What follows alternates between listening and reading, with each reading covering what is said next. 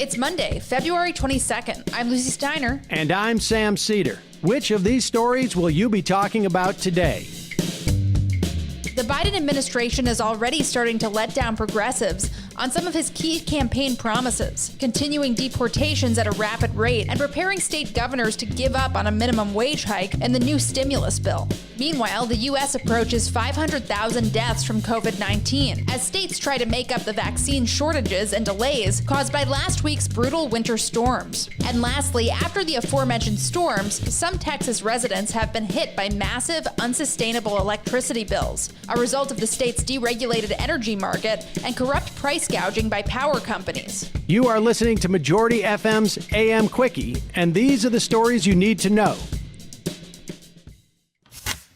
It didn't take long for the Biden administration to start looking underwhelming. In the past few days, the new president has dropped or gone back on several key policy positions that progressives were hoping for. While Biden said at a CNN town hall last week that he still favors a path to citizenship for all undocumented immigrants, the New York Times reports that internally, his policies will be much narrower and more piecemeal. But while this is happening, the U.S.'s deportation machine has kept on cranking, as over 26,000 people have been forced out of the country since he took office. As we mentioned last week, Biden's overall immigration policies have been somewhat gentler than Trump's. Still, the ACLU is concerned about his return to targeted immigration enforcement, which gives ICE more discretion over who it deports. And in other sectors, the Biden administration has also been slowly retreating from progressive promises. Politico reports that Biden told a group of governors and mayors that he doesn't expect to be able to pass a $15 minimum wage under the reconciliation process pushing forward the latest coronavirus spending package. Bernie Sanders at least isn't giving up hope, saying on Saturday that he still thinks it's possible, going into negotiations with Republicans. Perhaps the biggest letdown is over student debt relief.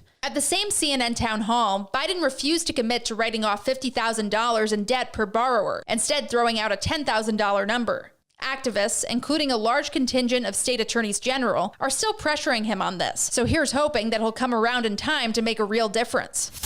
The United States will pass 500,000 total deaths from coronavirus in the next few days, perhaps by the end of today. As the New York Times points out, that's more Americans than those who died in World War I, World War II, and Vietnam combined. Dr. Anthony Fauci, by now a household name, predicted that we'll still be wearing masks in 2022 and may even need a new vaccine if the more resistant South African variant of the disease continues to spread, though existing vaccines can still prevent severe illness. The good news is that the new virus cases are down, and the vaccine is in regular distribution. Many states are currently working to clear delays and shortages of vaccine supply caused by the brutal storms this week. The Times estimates that 6 million doses got delayed by the weather, but Fauci said he expects states to be able to quickly make those numbers up. Fauci also said he wants teenagers to be able to get the vaccine in large numbers at some point in the fall. Smaller children will have to wait until 2022 after more clinical trials. One of the challenges to come is convincing hesitant people to get the vaccine and increasing its access in underserved communities. In Florida, the Washington Post reports that some activists are going door to door to sign up seniors for the vaccine, relying on personal connections to convince hesitant neighbors and help the elderly navigate the state's confusing system. As things start to improve, it's important to keep track of who's getting left behind and push the people in charge to find ways to keep serving them as well as the most fortunate among us.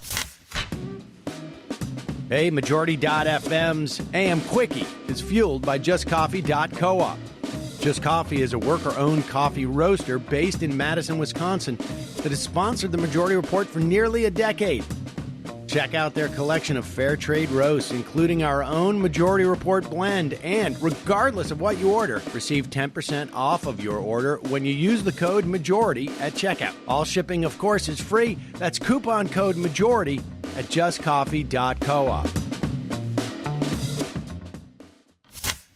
As the weather jolts back to seasonably warm temperatures in Texas and parts of the Midwest, the lingering damage of last week's brutal freeze is still being felt. One of the most acute problems is the absurd power bills incurred by some residents who didn't lose power. Thanks to Texas's unrestricted and unregulated power grid, energy companies spiked prices to absurd levels thanks to wildly fluctuating wholesale prices. Texas's system is set up to be a perfect free market, using supply and demand to encourage people to both use less energy and for providers to make more. But in the storm, we saw exactly how well a free market works. The New York Times interviewed one man, Scott Willoughby, who was charged over $16,000 for power during the storm. He lives on Social Security payments. What episodes like this have highlighted is how much this crisis was created by Texas's Republican-dominated government, which set in place many of the systems that left their constituents frozen, broke, or both during the storms. 60,000 Texans still don't have power. Texas Governor Greg Abbott said that he would work with Democrats to make sure that people, quote, do not get stuck with skyrocketing bills, unquote. But clearly, people like Willoughby already have.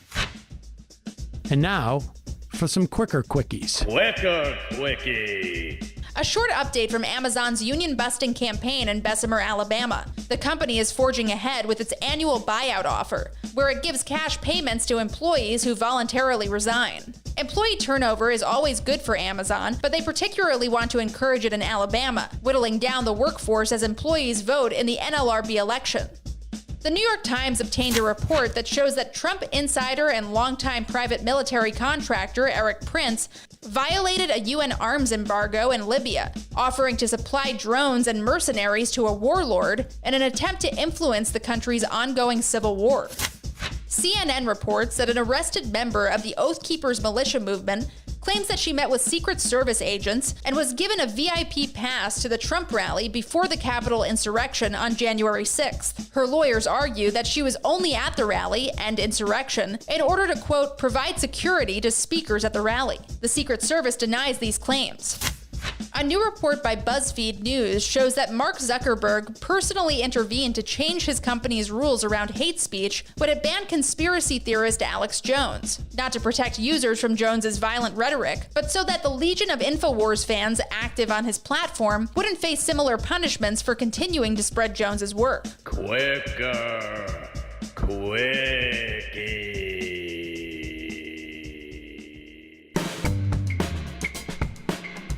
That's it for the Majority Report's AM Quickie today. Sam's back this week, so he and Emma will be with you this afternoon.